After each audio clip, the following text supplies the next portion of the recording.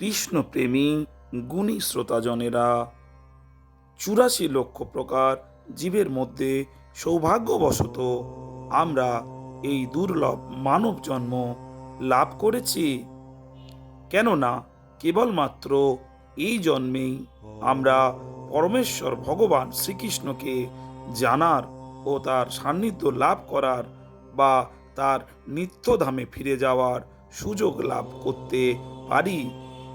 এই দুর্লভ মানব জন্মকে পূর্ণরূপে সদ্ব্যবহার করার কাজে আমরা যেন কখনো অবহেলা না করি। তাই শ্রীমদ্ ভগবতে বলা হয়েছে, বহু বহু জন্মের পর এই মনুষ্য শরীর লাভ হয় এবং যদিও তা অনিত্য, তবুও তা আমাদের সর্বশ্রেষ্ঠ কল্যাণ প্রদান করে। তাই যিনি বুদ্ধিমান এবং সংযত, তিনি অচিরেই এই পরম সত্যের সন্ধানে সচেষ্ট হন। কেননা এই জীবন অনিত্য এবং যে কোনো মুহূর্তে মৃত্যু আসতে পারে।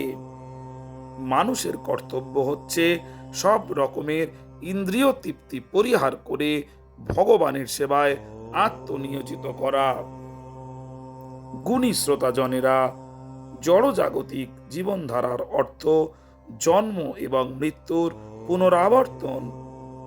সরীসৃপ, কীটপতঙ্গ, শূকর এবং কুকুরের মতো নিম্ন স্তরের জীবনধারাতেও ইন্দ্রিয় উপভোগের প্রচুর সুযোগ থাকে।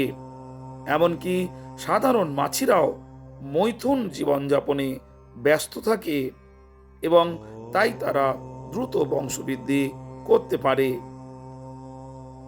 মানব জীবনে অবশ্য পরম তত্ত্ব উপলব্ধি ক্ষমতা পাওয়া যায় এবং তাই বিপুল দায় দায়িত্ব পালন করতে হয়।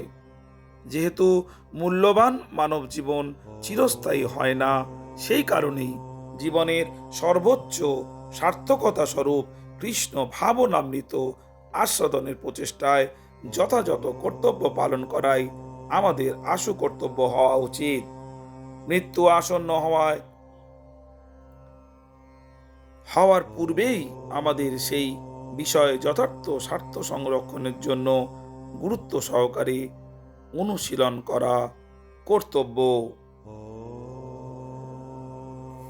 শ্রোতাজনেরা, যদি কৃষ্ণ কথা ভালো লেগে থাকে আর চ্যানেলে নতুন হলে চ্যানেলটিকে সাবস্ক্রাইব করতে ভুলবেন না।